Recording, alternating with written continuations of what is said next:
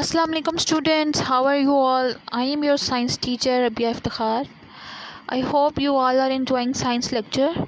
So today is our another lecture of science, and I know you all are absorbing concepts of science very well, as I am putting my all efforts and I need your cooperation too. So let's begin our lecture.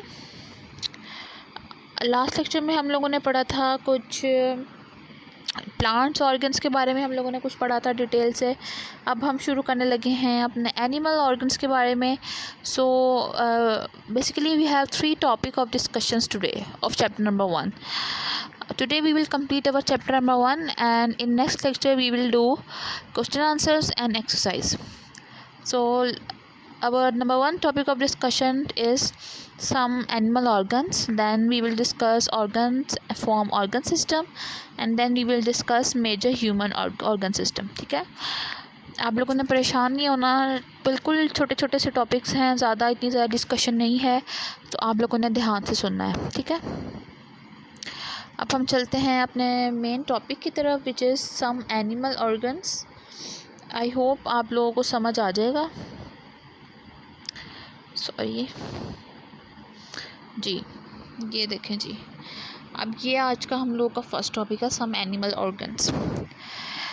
So basically आप लोग देख रहे हैं कि यहाँ पर 3 types of organs दिए हुए हैं. वैसे तो बहुत ज़्यादा ऑर्गन्स होते हैं, लेकिन हम लोगों ने जो अब डिस्कस करने हैं, जो 3 मेन दिए हुए हैं ऑर्गन्स आपकी बुक के अंदर, हमने वही डिस्कस करने हैं. जैसे प्लांट्स को अपनी मूवमेंट के लिए, अपनी प्रॉपर फंक्शनिंग के लिए जो है ऑर्गन्स चाहिए होते हैं. जैसे उनको लीव्स चाहिए होते हैं, रूट सिस्टम, शूट सिस्टम, ये सब कुछ इनको चाहिए होता है ताकि वो अपनी प्रॉपर फूड बना सकें, प्रॉपर विथस्टैंड कर सकें हर तरह की कंडीशन को. रूट्स जो उनको चाहिए होती हैं ताकि वो जो सॉइल में से रिक्वायर्ड न्यूट्रिएंट, मिनरल्स, उनको जो है अब्जॉर्ब कर सकें. अब हम इस तरह से बात करते हैं एनिमल ऑर्गन्स की. अब कुछ एनिमल ऑर्गन्स जो हैं वो हम डिस्कस करने लगे हैं. सबसे पहले हार्ट, बहुत ज़्यादा इंपॉर्टेंट ऑर्गन है. आपको पता है हार्ट का बेसिकली पर्पस क्या होता है, पंपिंग ऑर्गन है और ब्लड को पंप करता है ब्लड वेसल्स में, और जो वो ब्लड वेसल्स हैं वो फिर सारा ब्लड जो है वो बॉडी के डिफरेंट पार्ट्स तक लेकर जाती हैं. ठीक है, अब ब्लड का जो सर्कुलेशन है ना, वो बहुत ज़्यादा इंपॉर्टेंट होती है. अगर हम लोग किसी पार्ट में ब्लड की सर्कुलेशन जो है रुक जाए या थोड़ी सी कम हो जाए, तो वो पार्ट जो है प्रॉपर फंक्शनिंग नहीं कर सकता.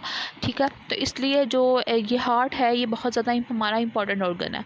वैसे तो सारे ही बहुत ज़्यादा इंपॉर्टेंट ऑर्गन्स हैं, लेकिन इसकी प्रॉपर फंक्शनिंग जो है ना, वो सारे जितने भी ऑर्गन्स हैं ना उनको प्रॉपर रखती है. ठीक है, क्योंकि हमारे सारे ऑर्गन्स जो हैं, जितने भी ऑर्गन्स हैं, सबको ब्लड चाहिए होता है. तो ब्लड सप्लाई का जो काम है वो सारा हार्ट का ही है. ठीक है, तो हार्ट जो है वो एक पंपिंग ऑर्गन है.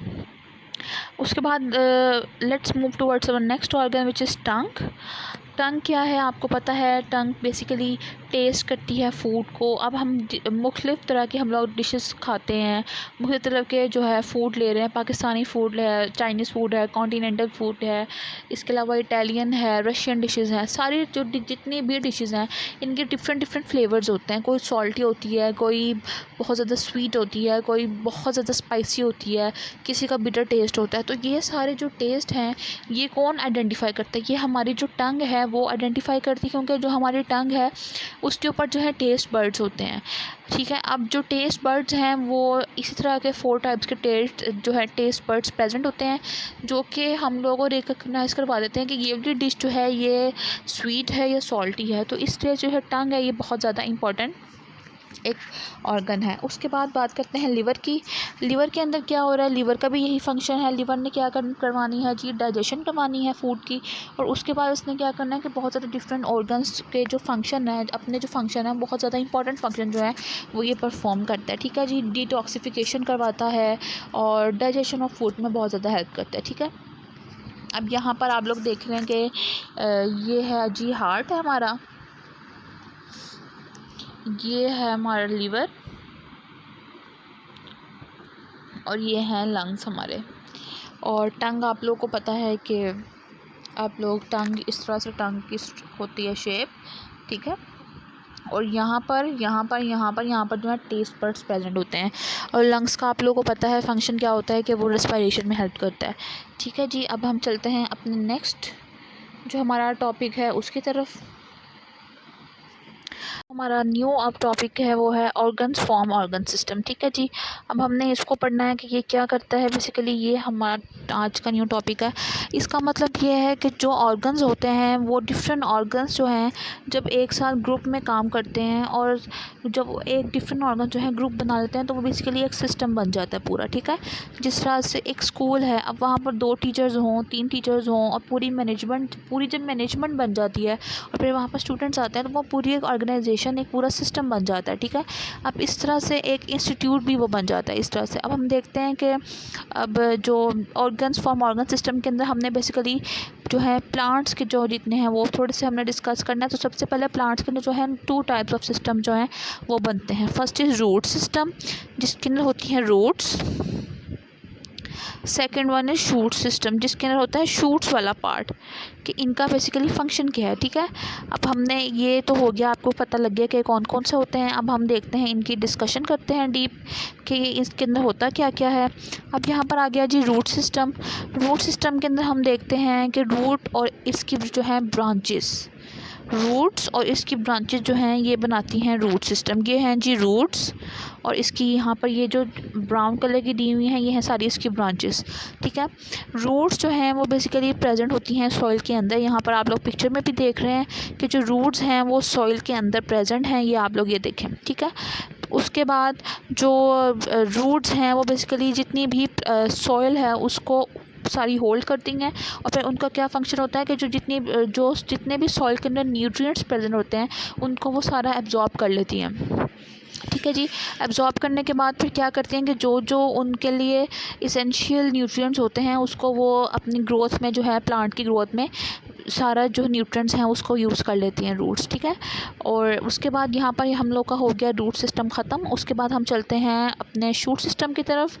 शूट सिस्टम के अंदर हम लोग क्या पढ़ते हैं, ये देखें जी, शूट सिस्टम के अंदर हम लोग क्या पढ़ रहे हैं कि ये एक ऐसा पार्ट है प्लांट का जो कि आउटसाइड प्रेजेंट होता है, यानी कि आउटर साइड पर प्रेजेंट होता है प्लांट की, जिसको हम विजिबली देख सकते हैं। ठीक है, और रूट्स को ज़ाहिर सी बात है जब तक हम प्लांट को डिग नहीं करेंगे और रूट्स ज़मीन के अंदर से निकालेंगे नहीं तो हम उसकी रूट्स को ऑब्ज़र्व नहीं कर सके। लेकिन जो शूट सिस्टम होता है उसको हम बाहर से ही ऑब्ज़र्व कर सकते हैं। ठीक है, इसके अंदर क्या क्या होता है, स्टेम्स होते हैं, लीव्स होते हैं, ब्रांचेस होते हैं, फ्लावर्स होते हैं। ठीक है, उसके बाद ये क्या करता है कि मूवमेंट करवाता है वाटर की, फॉर्मेशन करवाता है फूड की और प्रोडक्शन करवाता है सीड्स की।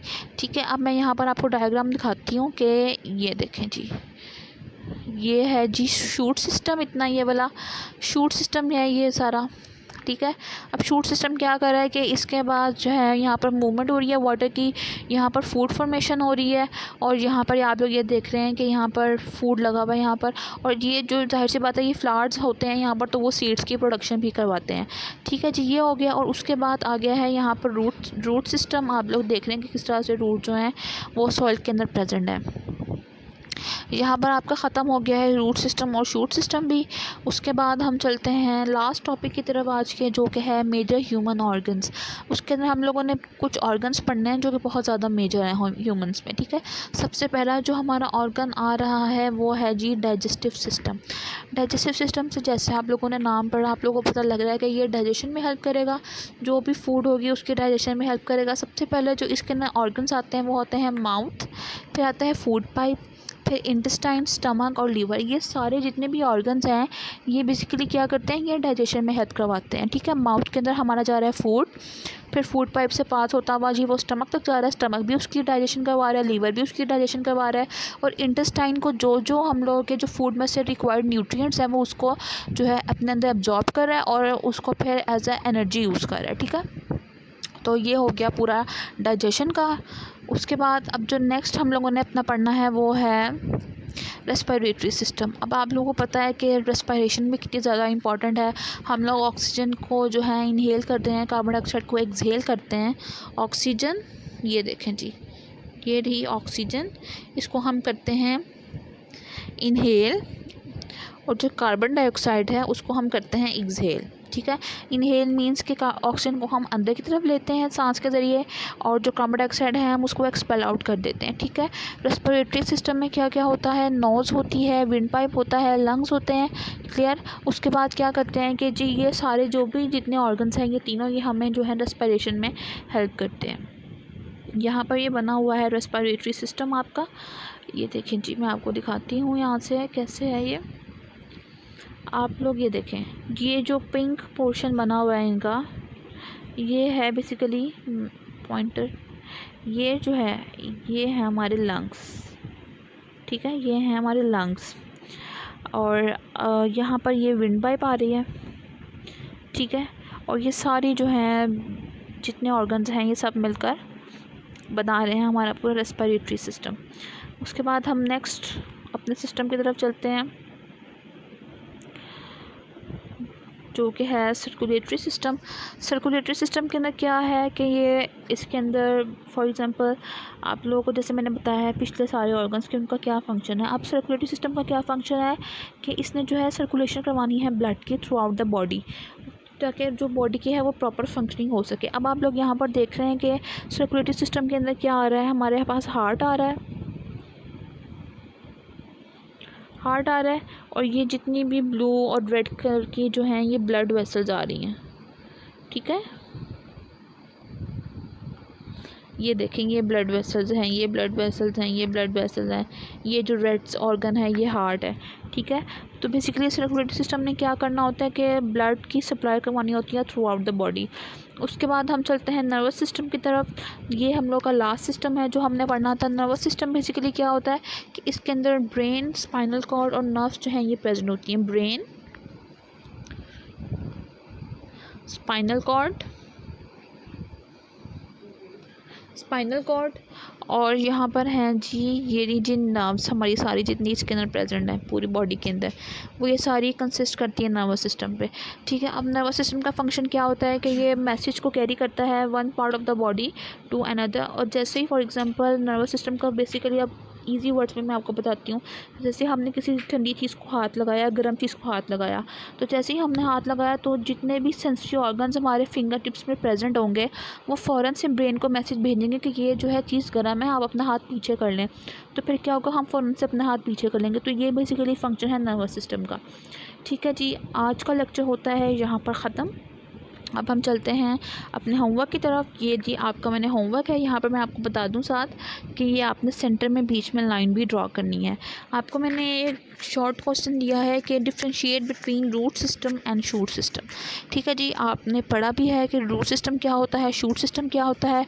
इसके लिए आप लोग अपनी बुक भी कंसल्ट कर सकते हैं, और यहाँ पर मैंने आपकी आसानी के लिए जो ये डायग्राम भी ड्रॉ कर दिया। अब आप लोगों ने किस तरह से इसको अटैम्प्ट करना है, आपने इस तरह से लिखना है क्वेश्चन पूरा। उसके बाद आपने आंसर लिखना है ना, जहाँ पर आपने वहाँ पर एक साइड पर हेडिंग देनी है रूट सिस्टम की, सेकंड साइड पर हेडिंग देनी है शूट सिस्टम की, और सेंटर में एक लाइन ड्रॉ कर लेनी है, ठीक है। और उसके नीचे फिर आपने इस तरह से जो है डिफ्रेंशिएट करना है दोनों को। जब भी आपको कोई डिफरेंस का क्वेश्चन आएगा आपने बिल्कुल उसको इस तरह से ही अटैम्प्ट करना है, ठीक है। आई होप आज का लेक्चर आप लोग को समझ आ गया होगा। अपना ख्याल रखिएगा। अल्लाह हाफिज़।